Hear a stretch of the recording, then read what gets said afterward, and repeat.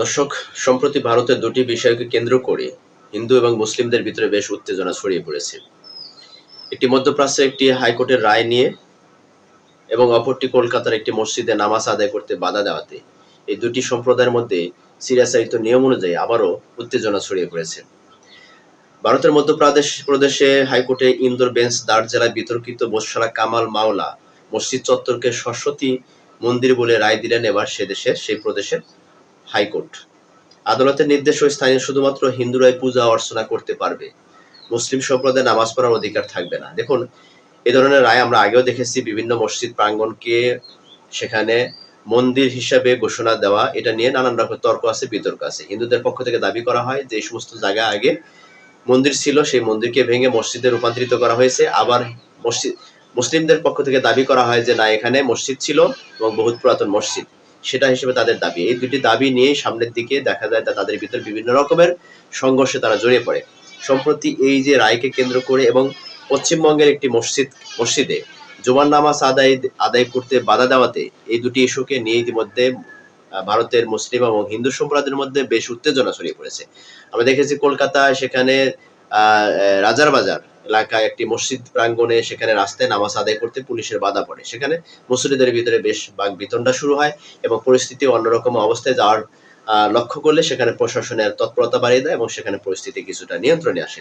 যদি প্রশাসন থেকে বলা হচ্ছে যে নতুন সরকার নতুন নিয়ম অনুযায়ী রাস্তায় নামাজ আদায় করতে পারবে না, এই তথ্যটা হয়তো বা অনেকেই জানে না, যার কারণে হয়তো এই পরিস্থিতির সৃষ্টি হয়েছে এবং এদেরকে মেসেজ দিতে হবে আগামীতে যেন ধরনের সমস্যা তৈরি না হয়। দর্শক, একটি বিষয় খেয়াল করে দেখেন, বর্তমানে যে বিজেপি সরকার পশ্চিমবঙ্গে আসাতে এবং হিন্দু এবং মুসলিমদের ভিতরে ব্যাপকভাবে কিন্তু উত্তেজনা সেখানে ছড়িয়ে পড়ছে বিভিন্ন কর্মকাণ্ডকে ভিত্তি করে। ইতিমধ্যে সেখানে ঘোষণা দেওয়া হয়েছে গরু কোরবানি দেওয়া যাবে না, এটা একটা বিধি নিষেধ করা হয়েছে।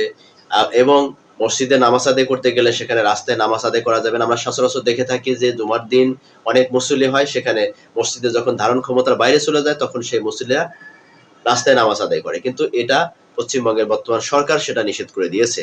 এটা নিয়ে কিন্তু মসজিদের ভিতরে এবং মুসলমান সম্প্রদায়ের ভিতরে বেশ চাপা ক্ষোভ প্রকাশ করছে। এটা নিয়ে হিন্দু সম্প্রদায়ের সাথে তাদের কিন্তু ব্যাপকভাবে তাদের ভিতরে একটা উত্তেজনাকর পরিস্থিতি সৃষ্টি হয়েছে।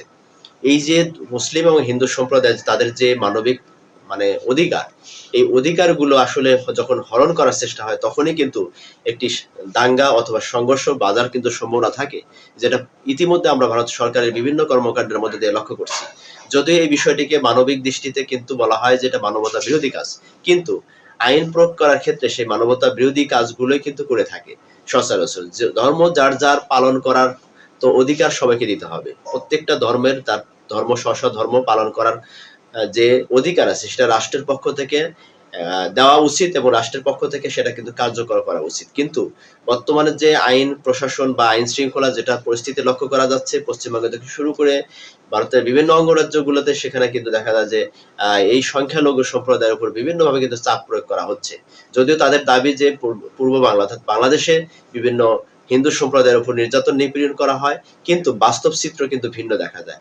আজ পর্যন্ত বাংলাদেশের কোনো ইতিহাস বা বাংলাদেশের কোনো জায়গায় এরকম কোনো ইতিহাস ঘটেনি যেখানে হিন্দু সম্প্রদায়ের পূজা করতে গেলে সেখানে মুসলিম সম্প্রদায় গিয়ে বাধা সৃষ্টি করছে বা দাঙ্গামা করছে, এই ধরনের কোনো রেকর্ড নেই। সব কিছু যেগুলো ভিডিও চিত্র দেখানো হয় সেখানে কিন্তু এই সমস্ত কেন্দ্রিক না, এটা হচ্ছে অন্য ব্যাপার, যেখানে মুসলমান সম্প্রদায়ের উপরে কিন্তু এই ধরনের ঘটনা ঘটে থাকে। যেটা হচ্ছে যে কিছু অসৎ মানুষ বা বিশৃঙ্খলকারী মানুষ যারা প্রতিনিয়ত দাঙ্গা বাজানোর চেষ্টা করে, এই সমস্ত মানুষ কিন্তু সেখানে দাঙ্গা বাজিয়ে দেওয়ার চেষ্টা করে। সেটা হিন্দু হতে পারে, মুসলিম হতে পারে, অথবা হিন্দু মুসলিম সম্প্রদায় উভয় হতে পারে। কিন্তু এখানে আমাদের বাংলাদেশে যেখানে এই সংখ্যালঘু মুসলমান বা সংখ্যাগরিষ্ঠ মুসলমানের দেশে সংখ্যালঘু হিন্দু সম্প্রদায় যখন পূজা করতে তাদের কিন্তু কোনো বাধা দেওয়া হয় না, এই ধরনের কোনো রেকর্ড আমার এই বয়সে আমি দেখিনি। তবে কিছু জায়গায় যে কিছু বিশৃঙ্খলা দেখা যায় বা যে সমস্ত ঘটনাগুলো ঘটে সেটার পিছনে অন্য কোনো কারণ বা অন্য কোনো উদ্দেশ্য আছে, কিন্তু ধর্মীয় অনুষ্ঠান পালন করতে বাধা দেওয়া এই ধরনের রেকর্ড আমার জানা মতে নেই। কিন্তু এই ঘটনাগুলো প্রতিনিয়ত ভারতে ঘটে থাকে, যেখানে সংখ্যালঘু এই যে মুসলিম সম্প্রদায়ের উপরে যেভাবে তাদের ধর্ম পালন করতে গিয়ে বিভিন্ন রকমের বাধা সৃষ্টি করা হয়, এটা আসলে কতটুকু মানবিক কাজ বা মানবতার কাজ, এটা নিয়ে এখন বিশ্ব যারা মানবতার কাজ নিয়ে বেড়ায়, মানবতা নিয়ে যারা কথা বলে, তাদের মধ্যে এখন প্রশ্ন দেখা দিয়েছে। দর্শক, আসলে রাষ্ট্রীয় কোনো সংবিধানে কিন্তু ধর্ম নিয়ে কিন্তু কোনো ওখানে ভেদাভেদ নেই, যার যার ধর্ম শেষে পালন করবে। কিন্তু সংবিধানের বাইরে এসেও রাষ্ট্র পরিচালক যখন এই ধরনের আইন প্রয়োগ করে বা এই ধরনের আইন কার্যকরের মধ্যে দিয়ে একটি ধর্মকে ছোট করে রাখার চেষ্টা করা হয়, তখন এটা অবশ্যই একটা দাঙ্গাতে রূপান্তরিত হয়, একটা সংঘর্ষে রূপান্তরিত হয়। তো যেটা বর্তমানে আমরা লক্ষ্য করতে পাচ্ছি পশ্চিম বাংলাতে এবং মধ্যপ্রাচ্য সহকারে বিভিন্ন অঙ্গরাজ্যগুলোতে আমরা এই ধরনের পরিস্থিতিগুলো লক্ষ্য করতে পারছি, যেখানে ভারতের মুসলিম সম্প্রদায়ের উপর অনেকভাবে তারা নির্যাতন নিপীড়ন করার দৃশ্যগুলো আমরা দেখতে পাচ্ছি। সম্প্রতি যে বিজেপি সরকার ক্ষমতা আসার পরে পশ্চিমবঙ্গের যে মুসলিম সম্প্রদায়ের উপর বিভিন্নভাবে আক্রমণ করা হয়েছে, এই দৃশ্যগুলো কিন্তু শুধু ভারত সরকারই প্রকাশ করেনি, ভারতের বিভিন্ন মিডিয়ায় প্রকাশ করেনি, আন্তর্জাতিক বিভিন্ন মিডিয়ার মধ্যেও কিন্তু এটা প্রকাশিত হয়েছে, যে সেখানে হিন্দু সম্প্রদায়ের লোকজন মুসলিম সম্প্রদায়ের উপর বিভিন্ন বাড়িঘর ভাঙচুর, মসজিদগুলো ভাঙচুর এবং যেখানে নামাজ বা ধর্ম উপাসনালয় যেগুলো আছে সেই সমস্ত জায়গাগুলোতে বিভিন্ন বুলডোজারের মাধ্যমে সেগুলো ভেঙে দেওয়া, এই ধরনের কর্মকাণ্ডের সাথে কিন্তু প্রতিনিয়ত জড়িত। এবং সরকার গঠন করার পরে সবচেয়ে যে গুরুত্বপূর্ণ একটি ঘোষণা দিয়েছে, সেটি হচ্ছে যে দুটি ঘোষণা, তার মধ্যে একটি হচ্ছে যে মসজিদের নামাজ রাস্তায় পড়া যাবে না, ইভেন কোরবানিতে কোনো গরু কোরবানি করা যাবে না,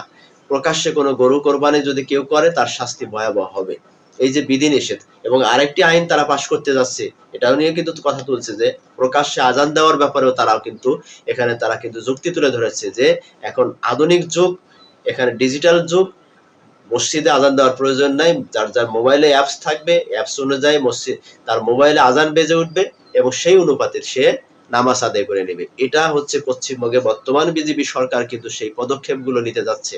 দর্শক, আপনারা কি মনে করছেন, আসলে ধর্ম কি কোনো জাতিকে কোনো বাধা সৃষ্টি করার, ধর্ম কি কোনো শিক্ষা দেয়? সেটা হিন্দু হোক, মুসলিম হোক, কোনো ধর্ম কি অন্য ধর্মাবলম্বীদের উপরে অত্যাচার নির্যাতন করার কোনো নির্দেশ বা কোনো রকমের শিক্ষা সেই ধর্মের প্রতি আছে কিনা? আমার জানা মতে নেই। সব ধর্মই শান্তির ধর্ম বলেই প্রকাশ করা হয়। প্রত্যেকটা ধর্মের মধ্যেই শান্তির বাণী আছে, প্রত্যেকটা ধর্মের মধ্যেই তারা অন্য ধর্মাবলম্বীদের প্রতি সহানুভূতিশীল হওয়ার নির্দেশনা দেওয়া আছে। কিন্তু হিন্দু সম্প্রদায়ের লোক কেন যেন মনে হচ্ছে যে তাদের ধর্মের যে নির্দেশ, সেই নির্দেশনাকে উপেক্ষা করে আজকে একটু সংখ্যালঘু সম্প্রদায়ের উপরে তারা বিভিন্নভাবে নির্যাতন নিপীড়ন করার চেষ্টা করছে। এটাকে আপনি কিভাবে দেখবেন দর্শক? আপনাদের মূল্যবান মন্তব্য থাকলে অবশ্যই কমেন্টস করে জানাবেন।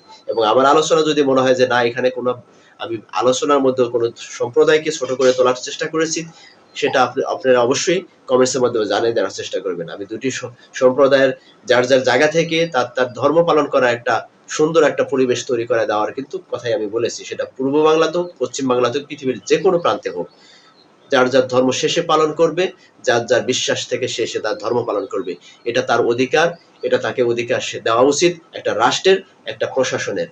দর্শক, আপনারা এর পক্ষে বা বিপক্ষে আপনাদের মতামত আছে কিনা আমি জানি না, তবে যদি আপনাদের এই বিষয়ে কোনো মূল্যবান মন্তব্য থাকে অবশ্যই কমেন্টসে করে যাবেন। আর ভিডিওতে যদি মনে করেন যে হ্যাঁ, এটা একটা আসলেই গুরুত্বপূর্ণ একটি কথা, তাহলে অবশ্যই ভিডিওতে অবশ্যই একটা লাইক দিয়ে যাবেন। চ্যানেলে নতুন হলে অবশ্যই চ্যানেলটাকে সাবস্ক্রাইব করে পাশে থাকা বেল আইকন চেপে রাখবেন এবং প্রত্যেকের জায়গা থেকে নিজের প্রতি খেয়াল রাখবেন। ভালো থাকবেন, সুস্থ থাকবেন। আল্লাহ হাফেজ। আসসালামু আলাইকুম ওয়া রাহমাতুল্লাহি ওয়া বারাকাতুহু।